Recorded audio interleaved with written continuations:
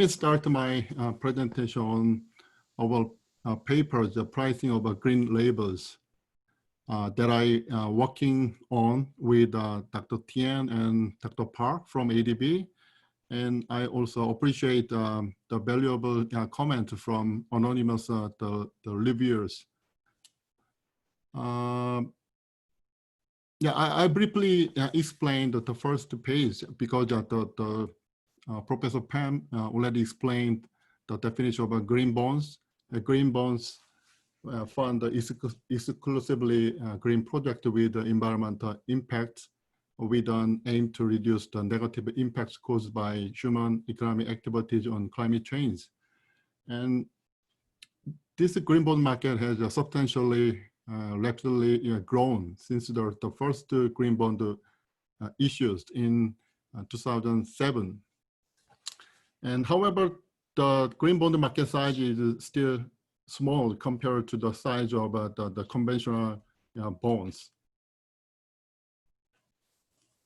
And also in the realm of the green bond, we have two categories: the labeled and unlabeled.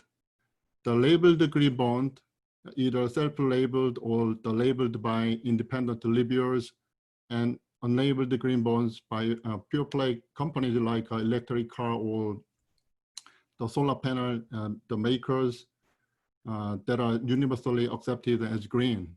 So 75% of the green bond are unlabeled, while the remaining 25% is the labeled. Although both the labeled and unlabeled green bond also contribute to the low carbon economies. And I just to summarize the difference, the major difference between labeled and unlabeled green bonds. According to the Bolton in 2017, the labeled green bonds that comply with GBPs, it's a kind of a international standard established by the International Capital Market Association, ICMA. But it causes additional costs associated with independent verification and auditing and the management of use of proceeds, because the green bond proceeds are earmarked for the environmental friendly project. And many papers focus on the green premium or discount because they try to identify what factors impact the green bond pricing. And however, unlabeled green bonds do not carry the compliance level from the GBPs.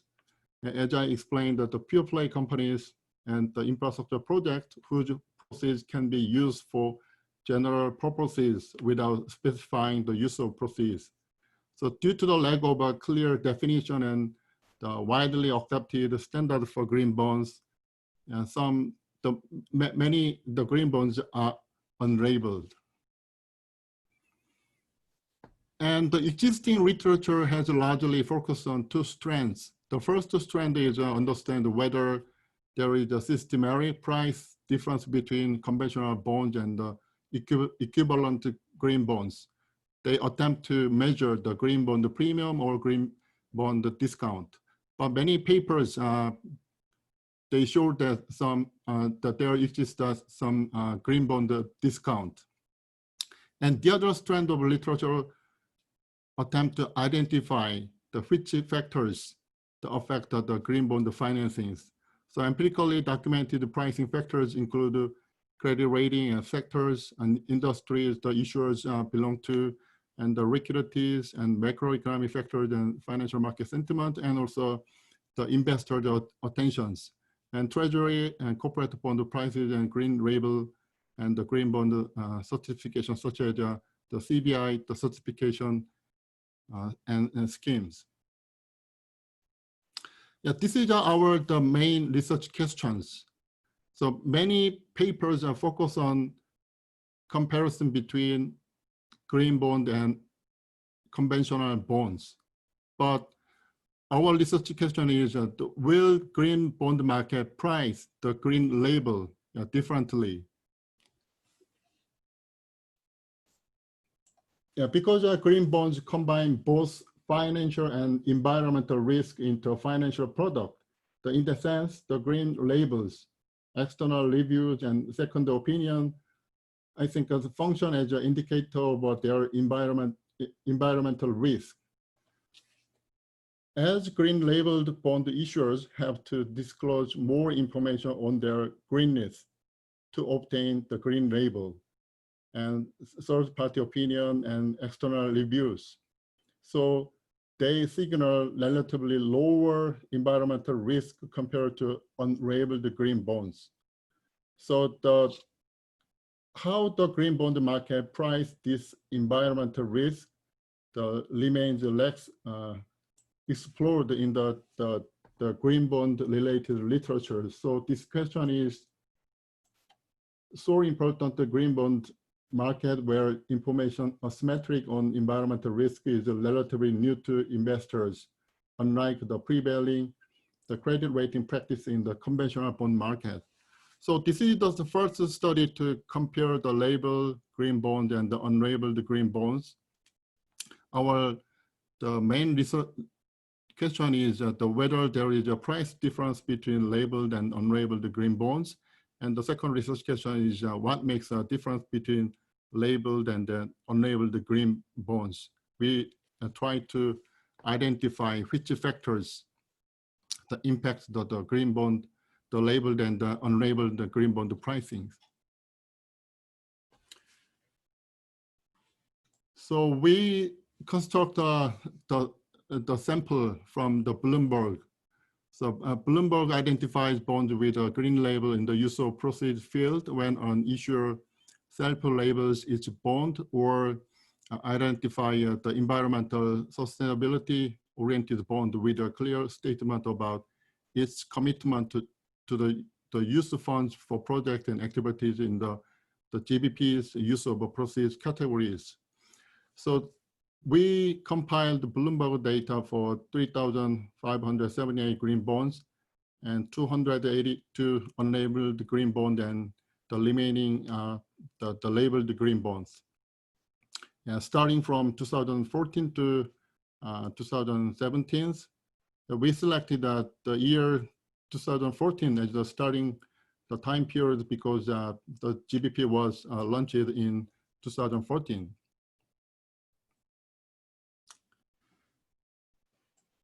And we match equivalent to unlabeled green bond and the labeled green bonds based on the propensity scores.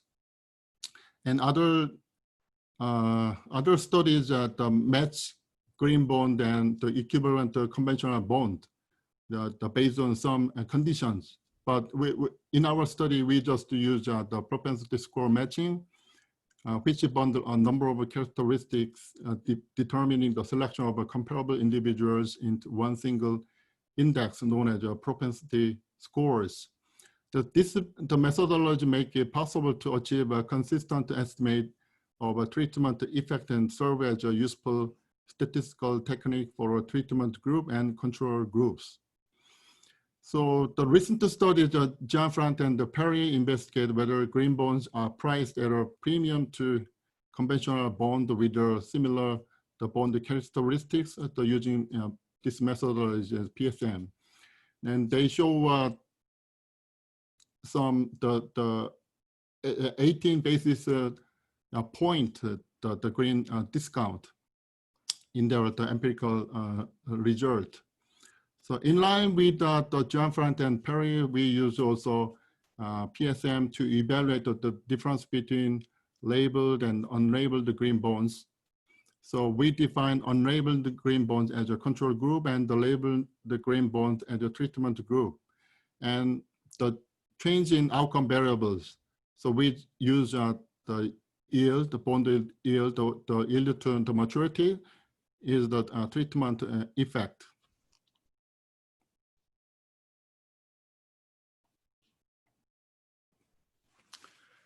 This table shows the basic statistical analysis on green bond characteristics before and after the matching. So the before PSM, the mean in control unit unlabeled bond and the we compare the mean and in control unit and in the treatment unit. So on average, if you look at the table, the labeled green bonds indicate the longer tenors. If you look at the tenors, the labeled green bonds indicate the longer tenor and the lower yield than unlabeled green bonds. And also the labeled green bonds tends to have larger issuance amount and higher credit ratings, like AAAs compared to unlabeled green bonds. These differences are statistically significant at 1% level, except for some variables like yield and utilities, industries, and the liquidity and the credit rating, the triple Bs, as you see from this table. I already explained. And for empirical analysis, we take a two-step estimation. The first, I estimate the propensity score for the matching unlabeled green bond and the labeled green bond. And so using, at the second step, using the propensity score, I estimate the treatment effect by computing impact of bond being labeled on the outcome variables, the yield. And to check the robustness, I employed many different type of the matching method. 3 minutes left. Please fasten a little. Thank you. Okay, yeah. And this figure shows that the after matching distribution of a propensity score, the match the labeled and unlabeled green bonds are much similar, and therefore we can reduce the selection bias from comparing the figures, the distribution of the propensity scores.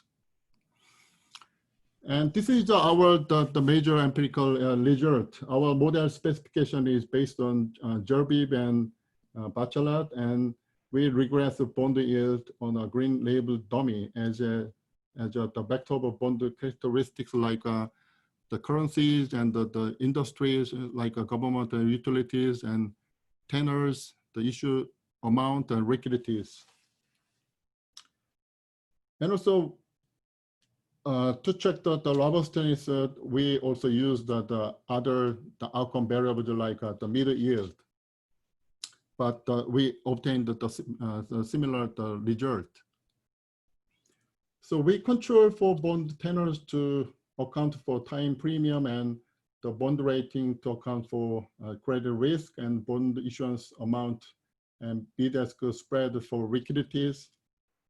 In line with the FEBI studies in 2018, the effect of a labeling treatment on the bond yield reported in this table after matching. The empirical results show that the green labels has a significant impact on bond yield after controlling other key pricing factors.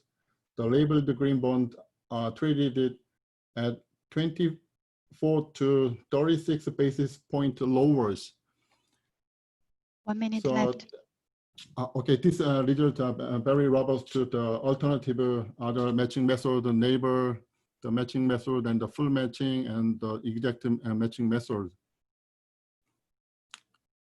Let me summarize and conclude the presentation. On average, green labels present value to green bonds as one of the most widely accepted and trusted methods for investors to determine whether a green bond is intended for a green project.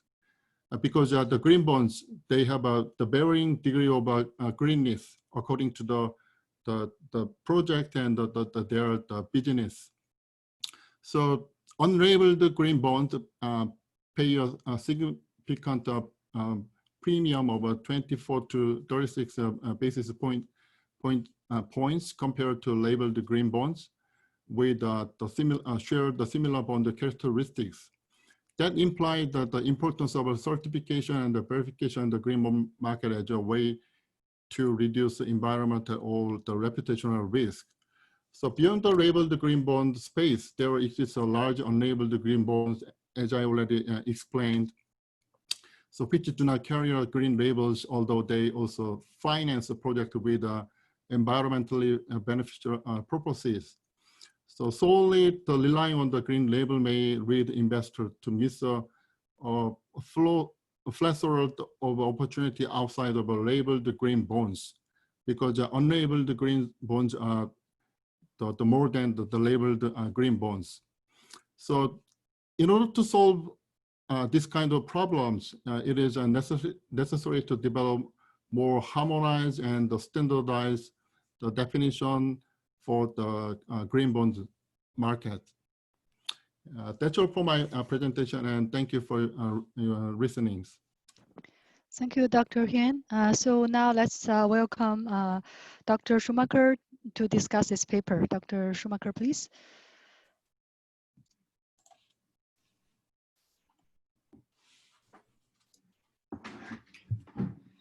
Okay. First of all, thank you very much to the authors of the presenting author in this case. And yeah, again, as being a member of some of the bond certification programs like the ICMA Green Bond Principles or the Climate Bonds Initiative, this was quite an interesting paper for me. And I do have, it was a rather concise paper, so my comments are rather limited, but they do touch upon some of the core elements that were discussed in the paper. So in terms of what I think, the paper examines the very relevant and potentially market shifting subject of green bond labeling, but it is in need of clarification of what is meant by labeled. The author today in his presentation actually gave a slide where he showed visually the difference between the labeled and unlabeled, which was not in that form in the paper that I read. So that's what I was mentioned. So it would be good to include that or some form of that in the final paper to make it very clear what is the concrete difference between unlabeled and labeled, because especially the author also mentioned Bloomberg, and they went with the Bloomberg sort of definition or Bloomberg selection criteria of what Bloomberg considers labeled and unlabeled, and what was shown in the graph today did not necessarily correspond to what Bloomberg considers, because a lot of things that are labeled or considered labeled under Bloomberg would not necessarily be considered labeled under the graph that was shown today, which I think is derived from the Climate Bonds Initiative, who have a similar graph of what they include in their climate bonds database. So as there are green bond labels, and that is something that really needs to be much more expanded on and also be discussed and framed much more also in the literature, is the term label, because it can be very confusing and the authors need to go much more into detail about that, because they're actually labels for green bonds. So concrete labeling agencies that provide a label, and the EU, for example, is also planning an eco-label for green bonds that comply with the European green bond standards and the European taxonomy on sustainable finance. So there will be something like a concrete label. And here the labeled, according to Bloomberg, basically amounts to being compliant or stating that you're compliant with the green bond principles. And I would have liked more framing on that, because there are other labeling types like the Climate Bonds Initiative, but also the EU eco-label, and then it would have liked much more framing around that. So what are the difference of the term label as well in the green bond space to make it very clear.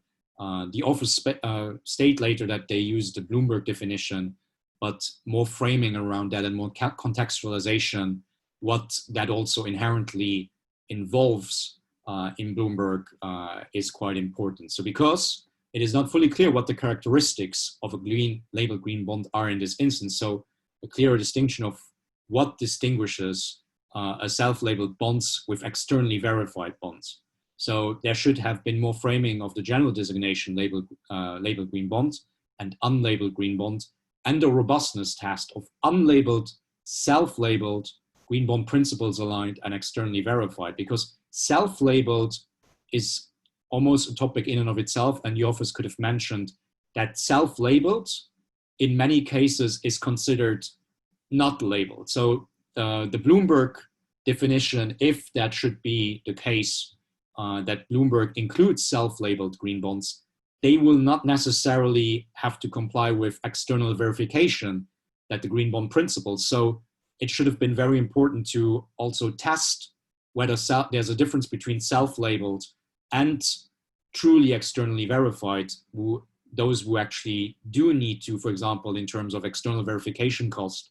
Because if you self-label a bond, in many instances, that is not considered a green bond or not a labeled green bond, because self-labeling now more and more becomes synonymous with greenwashing. You basically just state yourself, our bond is green. But as, for example, green bonds that were issued by Enel, an Italian oil and gas company, those were considered greenwashing because some investors considered they were not amounting to being proper green bonds, because they basically were just designating themselves as green. So those are very important things that should have been tested to a larger extent by the authors, because self-labeled, and they should have also provided the numbers of how many does Bloomberg, if Bloomberg provides this information, how many are listed as self-labeled and how many are listed as being somewhat aligned with the green bond principles. Then in section 2, the statistics. Yeah. So I will just finish, and then afterwards we can go into detail. The statistics support the fact that around half of the unlabeled green bonds are from the clean energy sector. Please provide a definition of how clean energy sector is ring-fenced in this context. So because again, clean energy, does clean energy, for example, include clean coal? What was meant by clean energy? Because self-labeled bonds do, for example, the green bond principles do not allow or do not permit coal to be included, or any fossil fuels except gas in some instances. So how was clean energy sector being defined in this case? I would have loved a lot more information on that. And then also section 2, what were the matching criteria for determining equivalence between unlabeled and labeled bonds? So how were you basically defining whether an unlabeled bond was equivalent to a labeled green bond? Then section 3, and the matching criteria, because you basically said in your statistical analysis that you were using in order to ensure randomness. 1 minute, yeah? Please. Yes, 1 minute. Yes. Okay. Please. So euro currency and government and utility sector are negatively associated with bond yield. This section requires more contextual framing in terms of how green label particularly influence the variables and how results should be interpreted. Furthermore, does utility sector stand for only clean energy firms or the entire energy, and as it is not clearly formulated in text? And then I'm almost done. General lack of framing for several control variables, government and utility sector. Section with bond rating, do you mean regular credit rating or ESG rating? Needs some English rewrites because sometimes it's hard to understand, and the paper provides very little information on international labeling trends. For example, EU green bond label, Lux flag, green climate bond certification. Yeah, the paper is of interest, definitely, as I said in the beginning, but it needs more contextual framing, and also further methodological structuring could add clarity.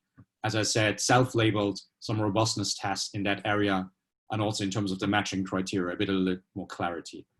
Thank you very much.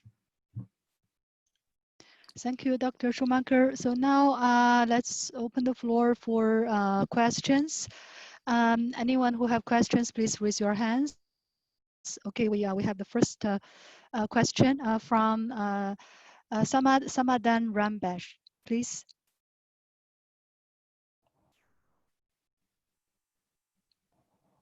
Please unmute yourself.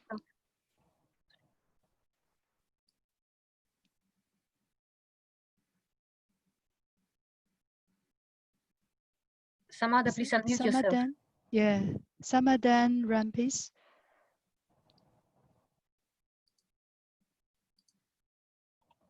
Please unmute yourself.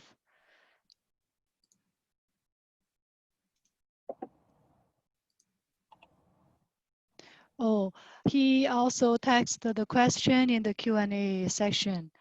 So, Dr. Hin, can you also check? So it's about banking sector. So the paper-based checks used in banking sector is a label or a non-labeled green bond. And then the course of action to reduce paper-based checks. I think it's about paper-based checks used in banking sector. Yeah,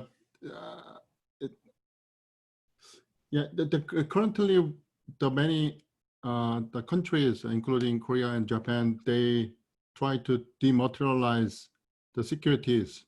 They can issue electric form the checks and bonds. So we don't need to use the paper-based check or the paper-based bonds. Yeah, if my understanding on your the question is correct, yeah, okay. I'd like to answer like that. Okay, thank you, Dr. Hyun. Yeah, this is an interesting question. Any other question from the floor? Oh yeah, we have one question from Dina. Dina, please. Yeah, I can ask. Professor Suk, thank you so much for your wonderful presentation. I'm very glad to hear the first paper which comparing labeled and unlabeled. Previously, I saw presentation by Shu Tian. She presented green bonds versus non-green bonds, right? And I think I remember she included in control variables like maturity of bonds and also ranking of the company. I think these things will affect the yield, the interest rate, right? Maturity and ranking. You mean the credit ratings and maturities? Yeah, those control variables are also included the model specification and. Okay. Yes, if you look at the table on the slide 13, yes. Okay, I missed it probably. Thank you. Thanks, Dr. Hyun. Thanks, Dina. Any other question from the floor?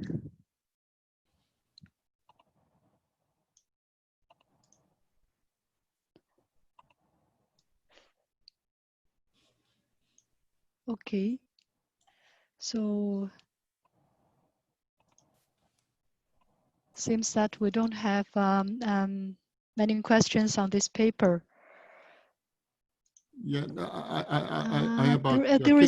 there is one more question from the floor from Dr. Sun Huaping. So maybe Dr. Sun, you wish to unmute and then talk to Dr. Hyun directly, please. Huaping Sun. Okay. Thank you so much. Actually, I think it's a very good paper here. So it's good to do the comparison for labeled and unlabeled green bond, right? So how we confirm that it's really or real labeled green?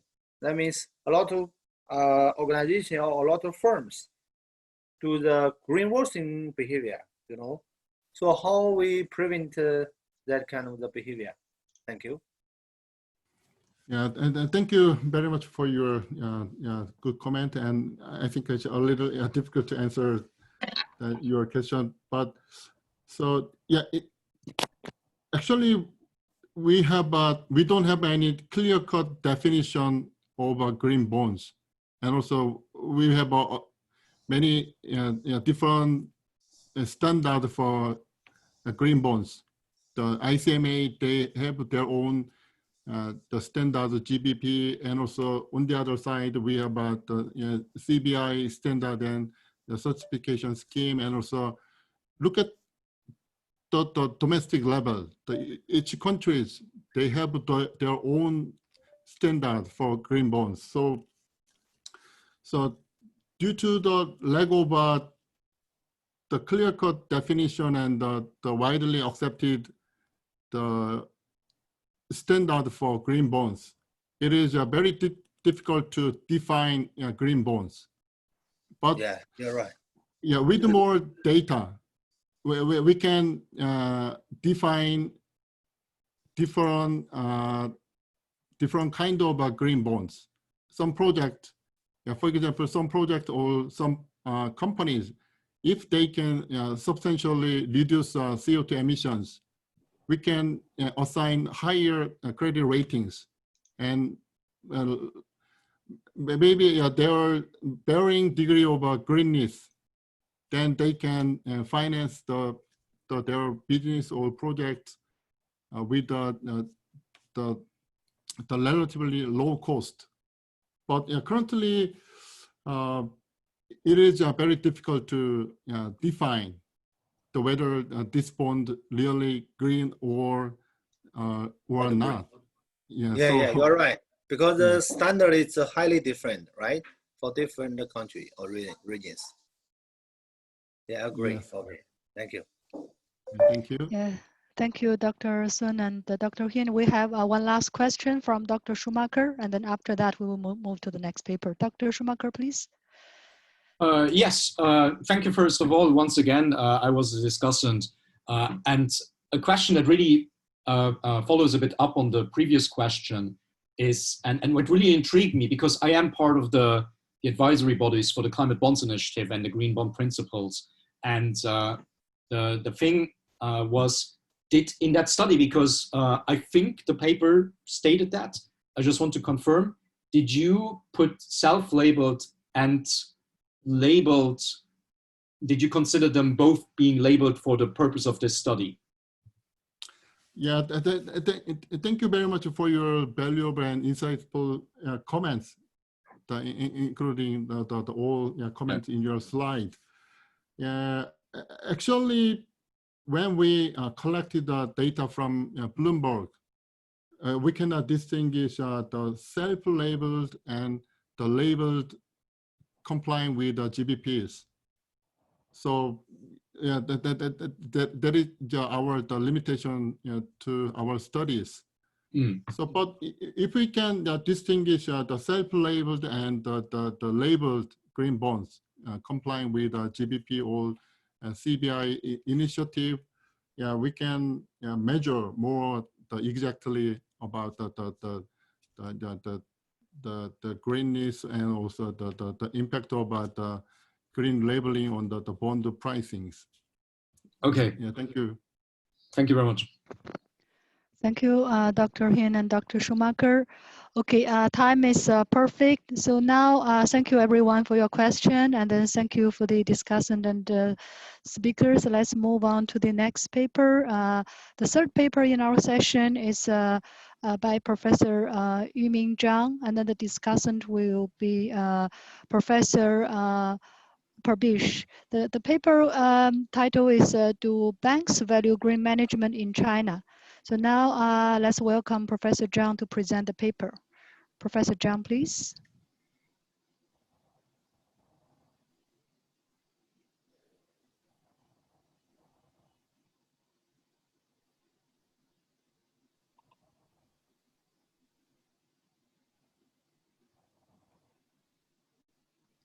Please kindly share the screen.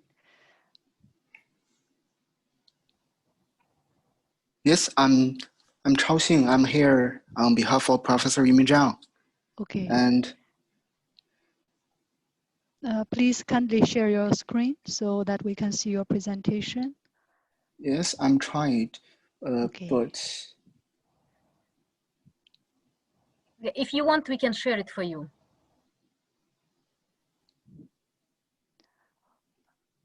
Is it yes, okay? I got it. Yes. Oh, you got it? Okay, let's wait. I think it's okay. It's loading now. Yes. Yeah. Yes, yes. Okay, I can see. Okay. Yes, please. I have to thank Dr. Dina, Dr. Komiko, because I'm late. Yes. I'm sorry for that because my PC doesn't work in my internet. I'm right now, I'm use my iPad to share our paper to you. And I'm Chao Xin. I'm on behalf of Professor Yumin Zhang because he is engaging in another project of our university. And I'm one of the authors of this research. And Professor Yumin Zhang thank the ADBI Institute and the Finance Research Letters to give us this chance to share our research. So let's start. First is the title of our research. That is, do banks value green management in China? The perspective of the green credit policy. It's an empirical study and use the data of China. Firstly, is the abstract of our paper. This study explores the relationship between green management and companies access to bank loans in the context of China's green credit policy. There are three keywords. The first is green management, and the second is bank loans, corporate access to bank loans, actually. And the third is the context of China's green credit policy. We use a sample of China's listed companies from 2012 to 2019. We found that green management can significantly improve firms' loan size. And we discussed two moderators. One is corporate environmental disclosure, and another is environmental pressure from local governments. And we found these two moderators both can positively moderate the relationship above. And our results contribute to the literature on green credit policy, green management, corporate finance, as well as the sustainable finance, and provide a reference for policymakers. Based on the abstract, there are two key questions. The first is, what is the green credit policy of China? This policy was jointly designed by several central government departments like Environmental Protection Administration in 2007, but it formally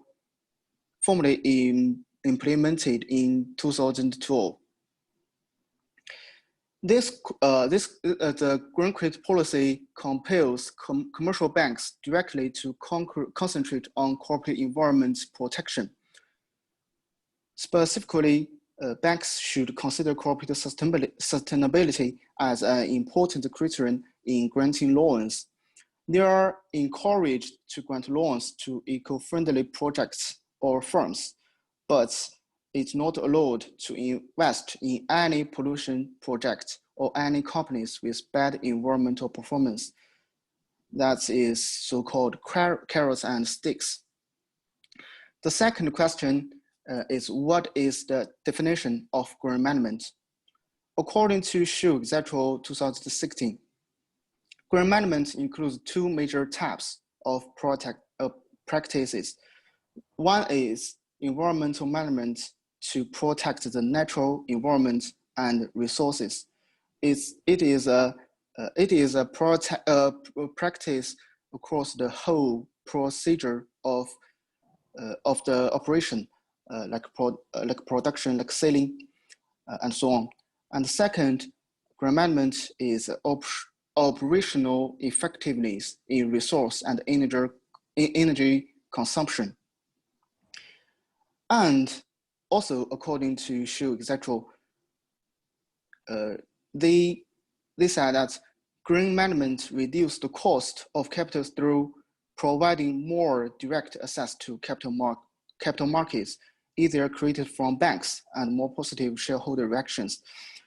And based on these viewpoints, we develop our hypothesis. The first is the primary is our core hypothesis. That is, green management can improve firms' access to bank loans under China's green credit policy. We improve it from two angles. First, green management strategies can extend to most operational processes, helping firms to operate efficiently and cleanly. And the second viewpoint of mine is stakeholder supports, such as consumer shareholders and employee approval, result from the green management can increase companies' green image and reputation. That therefore, in the context of China's green credit policy, banks value the green management because it's a crucial concern, and therefore banks can recognize eco-friendly companies and grant them with more loans. Based on the core hypothesis, we developed two moderation hypotheses. The first is environmental disclosure, because it's not only can reduce information asymmetry, make green management to more obvious to banks, but also it can encourage firms to strengthen their management of pollution and resource consumption. And the third hypothesis, and also the second moderation, is the local government's environmental player. China has the government system with two levels, central and local. The central government central government also is expressing the local governments to avoid the punishment from central governments. Local governments in heavily pollution regions or provinces should allocate more revenue to banks for the green loans or green credit. And the local governments in these provinces can supervise firms more strictly. Thus, the problem of symbolic behavior that we call greenwashing is minimal, and green management is more likely to achieve better environmental performance and the advantages. Based on the hypothesis, we use data of Chinese listed companies from 2012 to 2019, and the variables as the table list. We use the green management certification as the variable of green management. If the value is equal to 1, if the firm have such certification, the value of the government is equal to 1 and 0 otherwise. And we choose two variables to measure the disclosure and two variables to measure the government pressure as the table list. And we have set several control variables according to previous literature. And we use OS models to test our hypothesis. The results confirm our conjecture and hypothesis. Firstly, according to the column 1 and 2, the green management is positively collected with the bank loans. That means if a firm have the green management, its bank loans is much larger. And according to the volume 3 to 6, we find that all of the moderation variables and more of the interactions are significantly positive to the bank loans.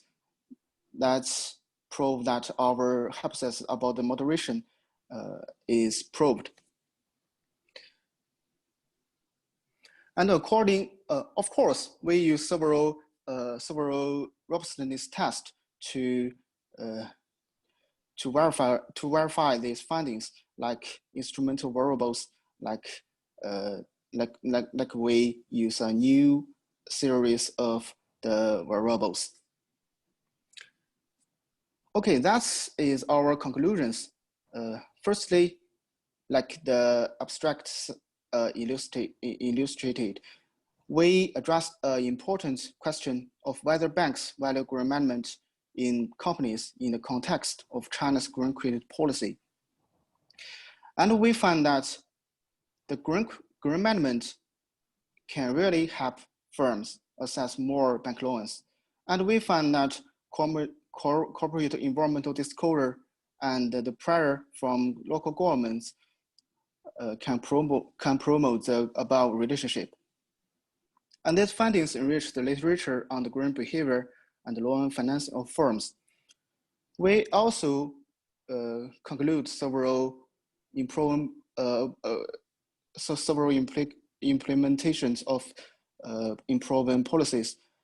Because China's green credit policy and low carbon finance in China still in the initial phase, the detailed implementation standard remains incomplete. Our results suggest that governments should treat green management as a criterion to fill this gap. In addition, regulators should design an environmental disclosure framework because China now is lacking.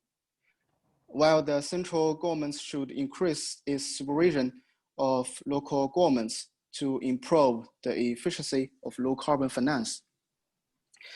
And this is our structure of our research. So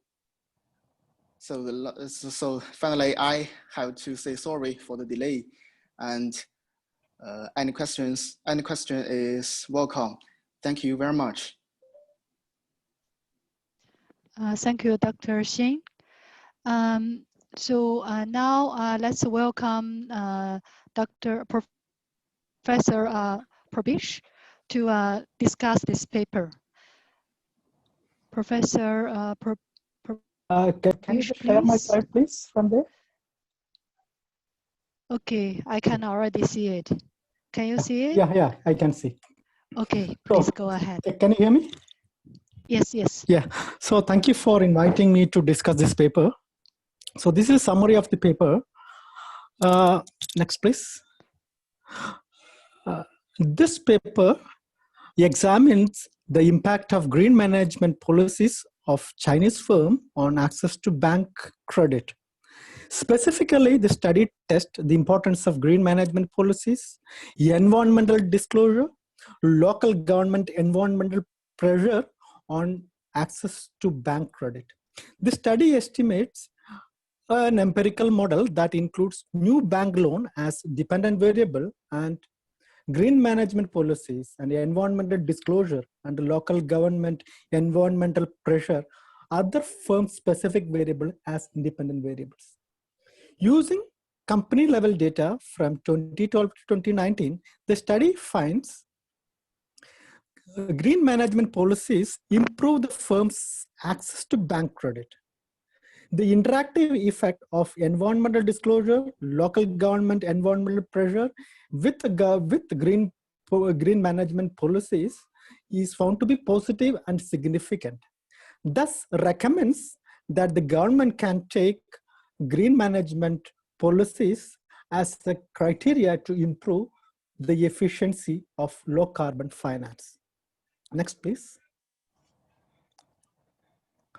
So this is my overall comment. The research issue is very interesting. However, still there is scope for improvement. Next, please. So this is the introduction. I mean, the comments for the introduction.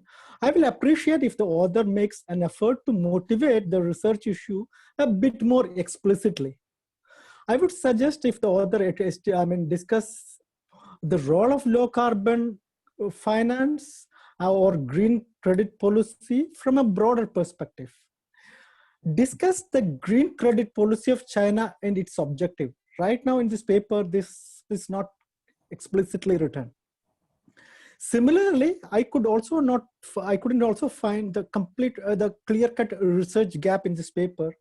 And for instance, what are the findings from the existing studies? How does your study contribute to the existing literature? So these are the things, these are the key important suggestions can be used to, to improve your introduction. Next, please. From the theoretical and the theoretical background and hypothesis section, I just saw that that the theory is not well discussed in this section. The hypothesis seems to be based on empirical facts, not based on theory. And methodology and result. Consider providing a paragraph on econometric methodology used. In this paper, at this moment, it is missing. Some of the explanation requires for data period. For instance, why use data from 2012 onwards? That needs, some more, clarification or one statement there.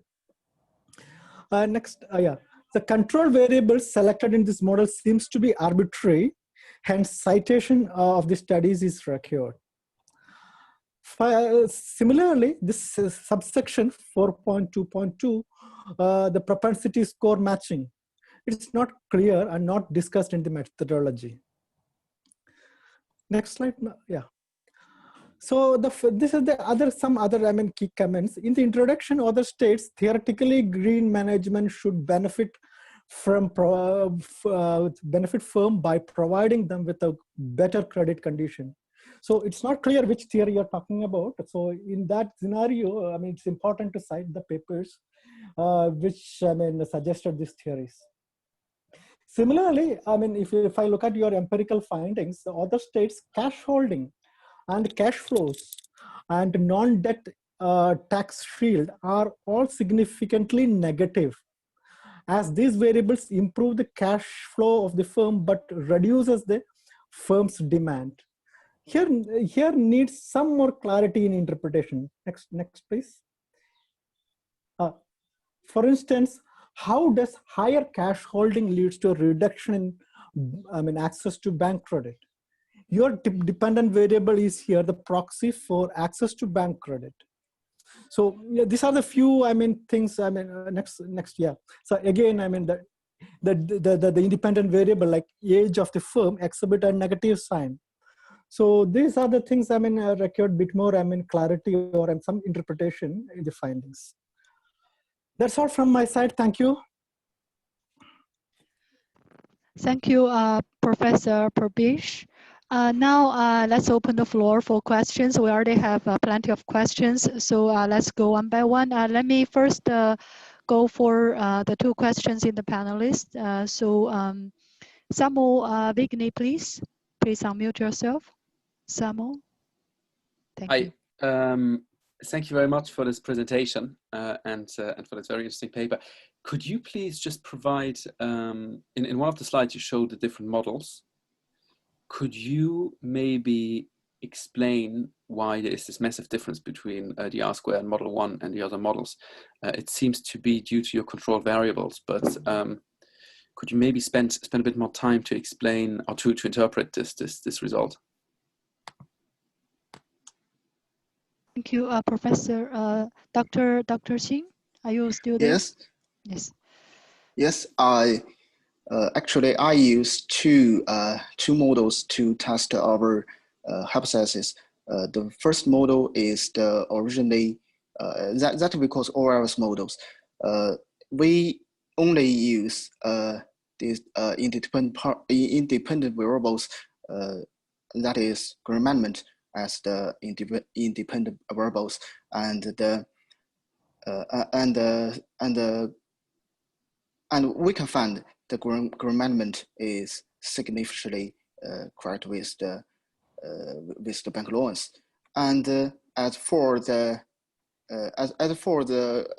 moderation models, we use the interaction interactions. Actually, we use the green management that is our independent variables, and use this green management to multiple the moderators, that is the disclosure and the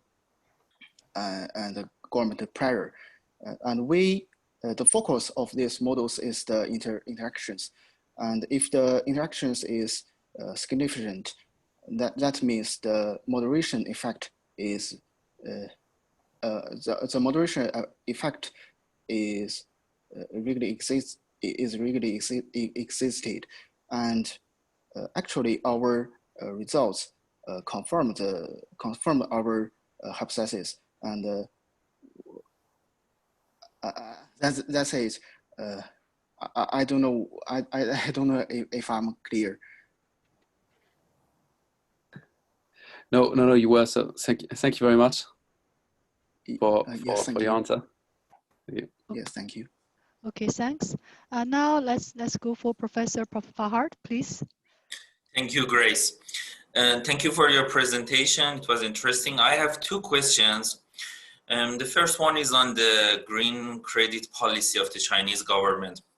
I want to know that how to monitor that the loans are allocating to green projects. What is the supervision mechanism? I mean, do the banks only monitor the lending, or the local governments and financial authorities are also monitoring? So this is my first question. And the second question is that beside the green loans that you explained, is there a green credit guarantee scheme is also existing in local governments in China?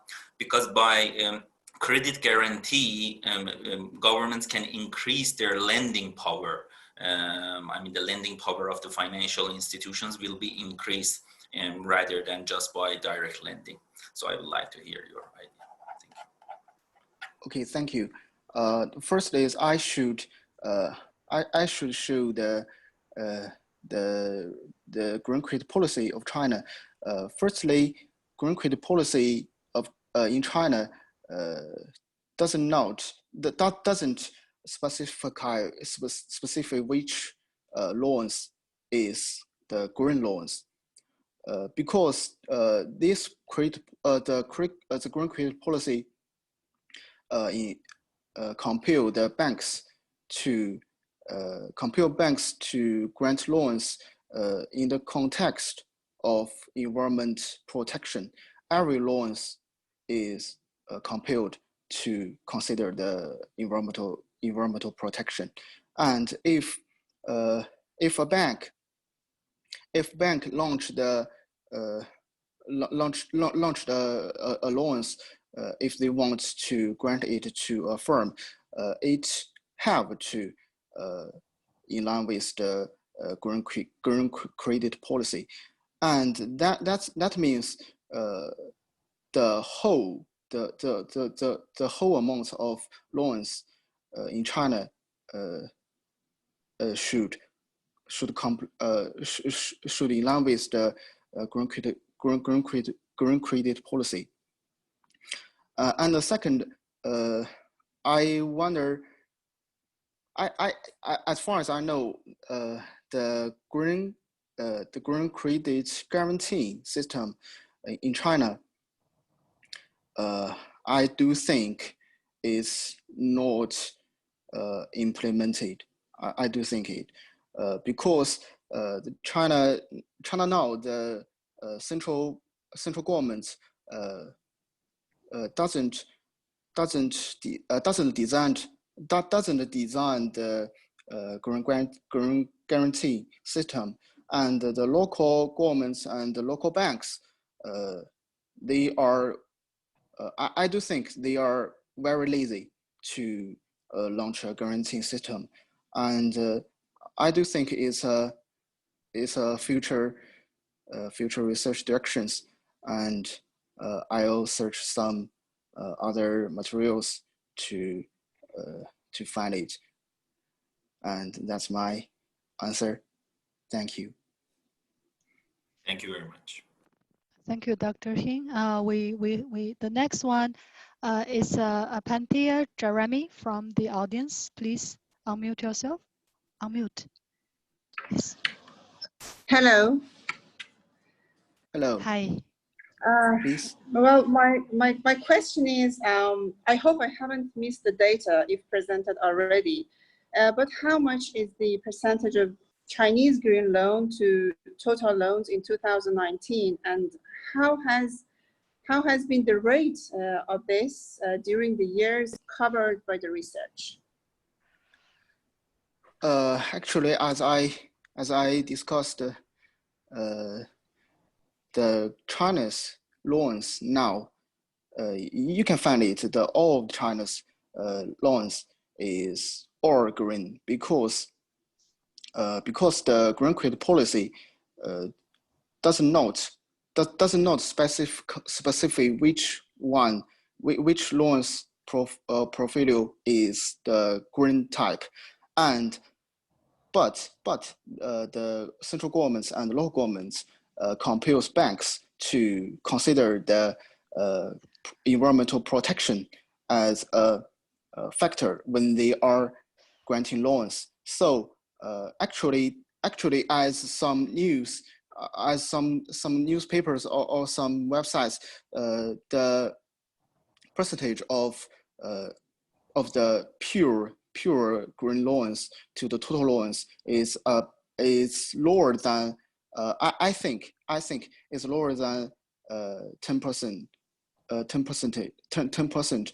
But actually, the other 19% of the China's loans is not no green. It's also the green, and that is the green credit policy, the real effect of the green credit policy. Thank you. Thank you, Dr. Xing. The next question is from the Q&A session from Farzan Ahmadian. Yasti, can you please unmute yourself? Farzan Ahmadian.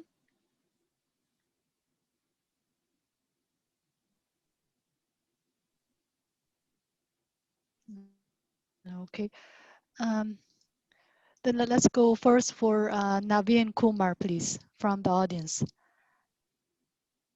Naveen Kumar, please. Please unmute I'm audible. yourself. Audible? Yeah. I'm audible. Okay. Yeah. My first question is, what is the pricing mechanism for these kind of green projects, particularly the green lending, or whether it is a pricing is fixed by the government or it is a competitive pricing by the banks? The second question is, what is the compliance, particularly from the central bank of the country, how the compliance is managed in these areas?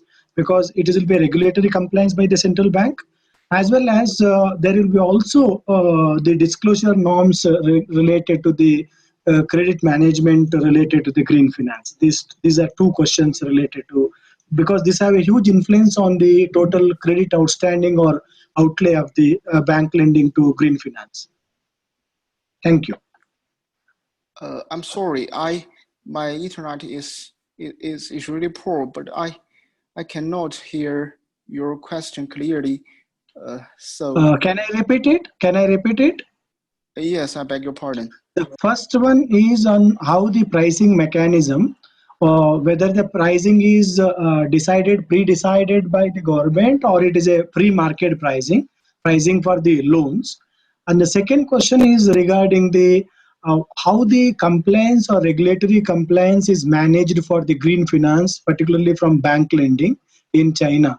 What are the compliance from the Central Bank of China with related to the credit outflows of the commercial banks or financial institutions? Yes, I still can't listen in clearly. Or if you can send the question in the Q&A board. Thank you.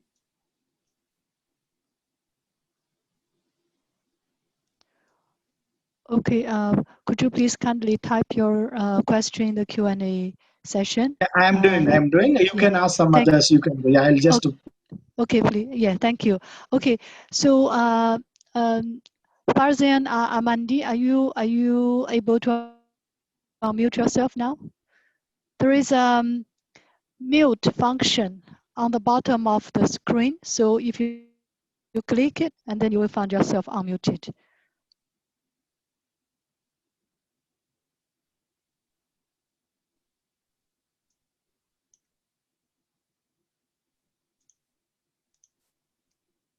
Farzian Amandian, are you able to unmute yourself now?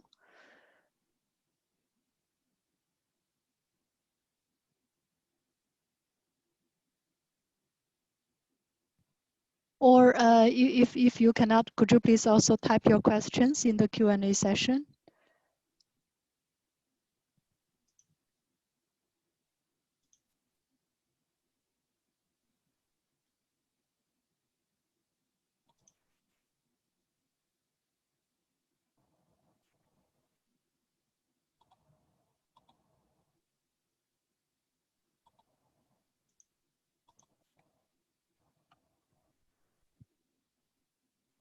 Okay, now I see the question from Navin Kumar. Could you also see it, Dr. Singh?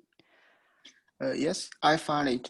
And the pricing mechanism of green credit policy, of green credit project, that is an interesting question because when banks, firstly, in the, I mean, in 2012 or 2013, the banks is very interested in the green credit project, but the green credit, the green project or green firms are faced with the poor information conditions. They are faced with the less fixed assets. They have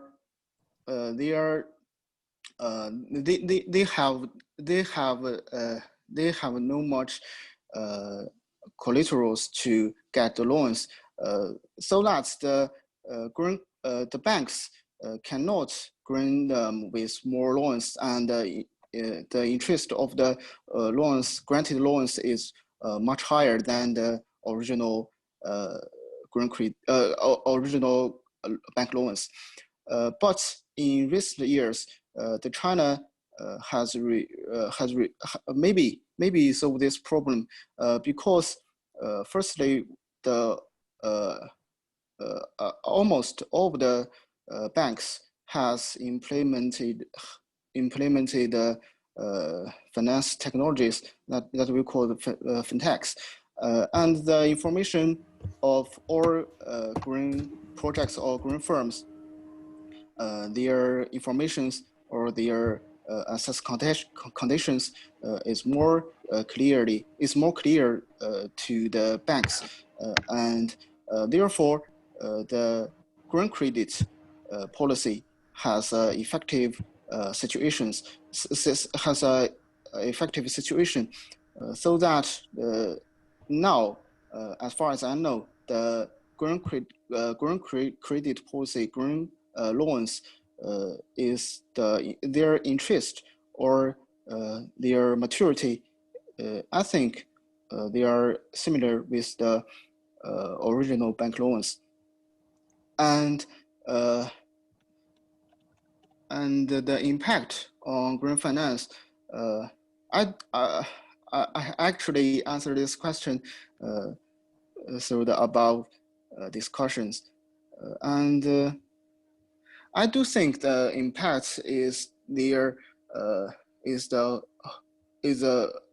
problem resolution because green finance in recent years is really important in China, and this pricing mechanism, they are more effective.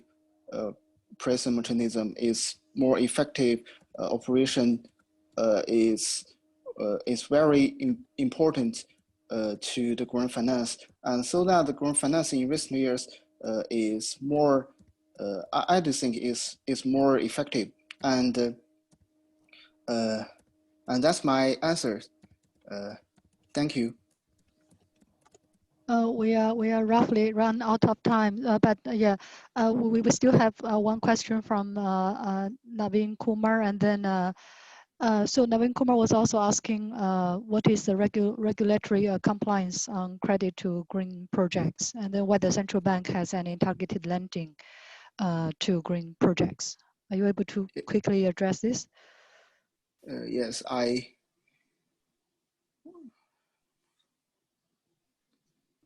Are you able to take this? Yes, because it's not my majority of central bank of China, and I think central bank because the China central bank is the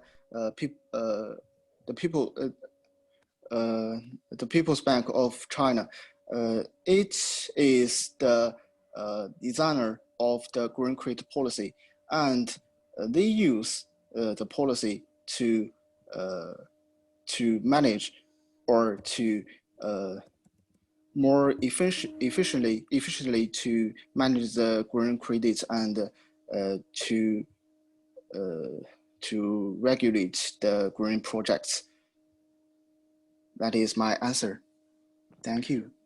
Okay, thanks. Actually, Farzan Amandi actually tapped his questions in the Q&A. So he would like to see what's your view.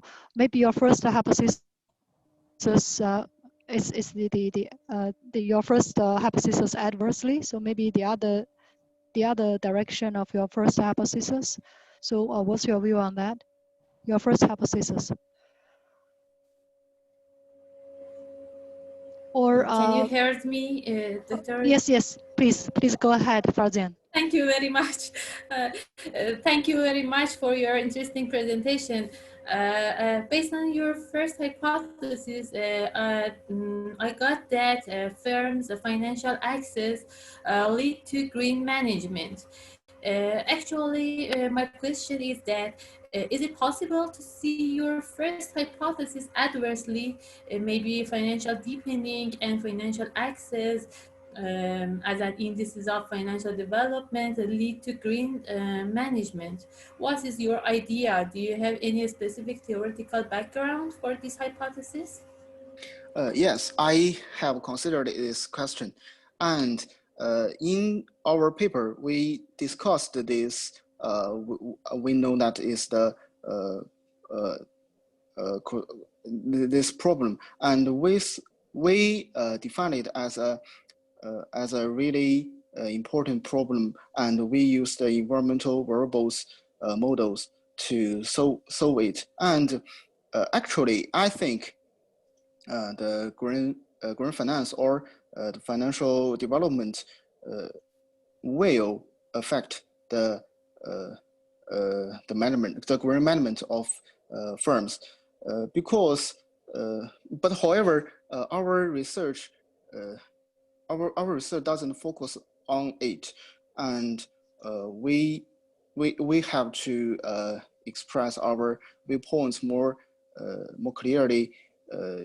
But these viewpoints, so that these viewpoints is not discussed in this paper, but we think it's a problem, and we use several empirical methods to solve it. That's my answer. Thank you. Thank you very much. Thank you, Dr. Xin. Okay, thank you everyone. Thank you all the presenters and discussants, and also the audience for your excellent presentations and the questions. So now I would like to conclude this session, and then I would like to hand over to Dina for concluding today's session. Dina, please. Thank you very much, Utian. Thank you to all speakers for a wonderful day. So I would like to invite everyone, all our panelists and attendees to join us exactly the same time tomorrow and the day after tomorrow. So This is a 3-day workshop. Please, everyone, join us. Same link. We have only one link for joining. So once you registered, the same link will work for all 3 days. Thank you to everyone for so interactive day, and we had many questions. So please join us tomorrow, and let's continue for this 3-day workshop. Okay. Thank you very much. Thank you very much, Dina. Thank you, everyone.